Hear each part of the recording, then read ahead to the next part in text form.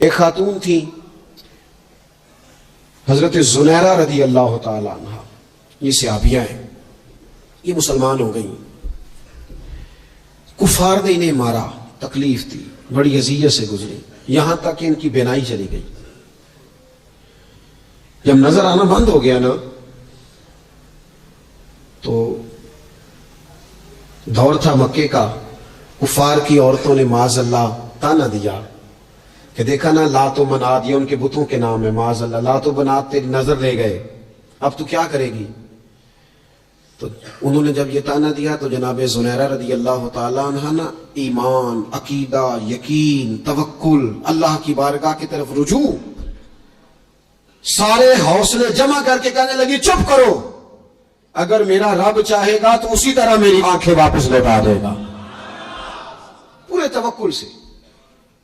اور پھر آپ نے دعا مانگی، اے اللہ مہربانی فرما، یہ مجھے تانا دیتے ہیں کہ اگر تو نے دل مسلم کی دل جوئی نہیں تو تانا دیں گے بت کے مسلم کا خدا کوئی نہیں، مالک مہربانی فرما۔ وہ رجوع اللہ کیا، رات کو سوئی تھی تو آنکھوں میں روشنی نہیں تھی، جب صبح اٹھی تو دونوں آنکھوں کو اللہ نے روشن فرما دیا تھا۔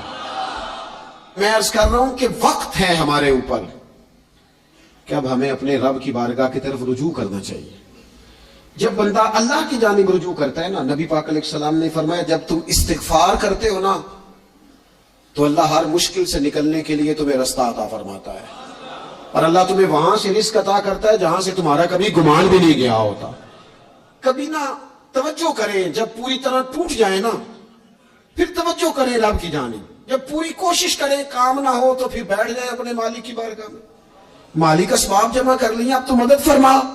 جب پوری طرح حضرت ابراہیم علیہ السلام کے پاس مہمان بڑے آیا کرتے تھے، مہمان نواز بھی بڑے تھے، بغیر مہمان کے کھانا ہی نہیں کھاتے تھے، بڑے مہمان نواز تھے۔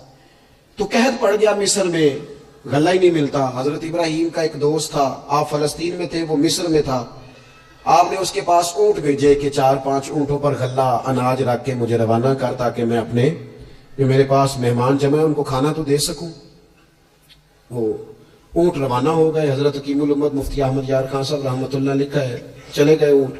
اب مہمان جمع ہیں، ان کو بھی خبر دے دی گئی ہے کہ آپ فکر نہ کریں، غلہ مصر سے آنے لگا ہے، کھانا ملے گا۔ لیکن جب وہاں اونٹ گئے تو انہوں نے کہا قحط چونکہ بہت زیادہ تھا، اناج ساری ہم تقسیم کر چکے ہیں، اب تو ہمارے پاس غلہ نہیں ہے۔ وہ خالی آ گئے واپس۔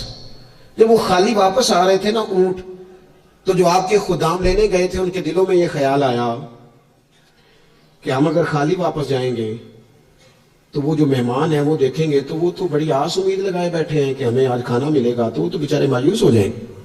انہوں نے اس طرح کیا کہ رستے میں کچھ ریت بھر لی ان بوریوں میں اور اونٹوں پہ ان کو رکھ لیا تاکہ پھر جا کے حضرت ابراہیم سے عرض کریں گے، وہ خود ہی لوگوں کو سمجھا دیں گے، ایسے خالی اونٹ لے جانا بہتر نہیں۔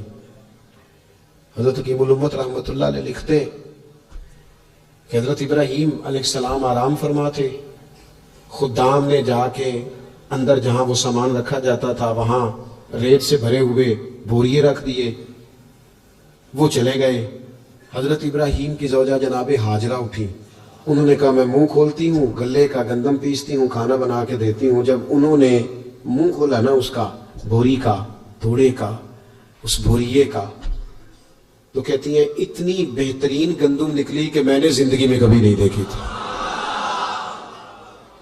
پیسی گئی، پکائی گئی، کھانا چلنے لگ گیا۔ حضرت ابراہیم علیہ السلام بیدار ہوئے، دیکھا لنگر چل رہا ہے، مخلوق خدا کھا رہی ہے، دنیا آوے تے کھا جاوے تے راضی ہوئے بلا، لوگ کھا رہے، چل رہا ہے سلسلہ۔ تو حضرت ہاجرہ، وہ خواتین گھر میں کچھ چیز آئے نا تو کہتی ہیں اس دفعہ چاول بڑے اچھے آئے، اس دفعہ گندم بڑی اچھی آئی، یا آٹا پس کے آئے، یہ بڑا عمدہ ہے۔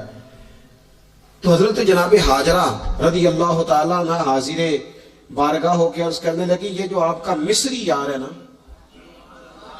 اس نے جو گندم بھیجی ہے بڑی کمال ہے۔ تو حضرت ابراہیم تو جانتے تھے بات کو، فرمانے لگے یہ میرے مصری یار نے نہیں بھیجی، یہ میرے عرشی یار نے بھیجی ہے، یہ عرشی یار نے بھیجی، اور وہ جب بھیجتا ہے تو کمال بھیجتا ہے، وہ جب عطا کرتا ہے تو بے حساب ہی عطا کرتا ہے۔ او میرے دوستو، امت کو ضرورت ہے اس وقت دست غیب کی۔ پاکستان کبھی نہ بنتا اگر اللہ تعالیٰ کی غیبی طاقتیں مدد نہ فرماتی. پاکستان کبھی نہ بچے گا اگر خدا کی مدد شامل حال نہ ہوگی. ہمیں اجتماعی طور پر رجوع اللہ کرنا ہے. ہمارے جتنی انفرادی مشکلات ہیں، ہم کسی تکلیف میں دکھ میں مبتلا ہیں، اللہ کی طرف رجوع کریں، اپنے رب کی بارگاہ کی طرف رجوع کریں. اور جو ہمارے اجتماعی مسائل ہیں ان میں بھی اللہ کی بارگاہ کی طرف رجوع کریں. جب ہم یہ رجوع کریں گے مالک کے حضور تو پھر اللہ ہمارے لیے راستے واضح فرمائے گا. یہ رجوع کس طرح کیا جائے؟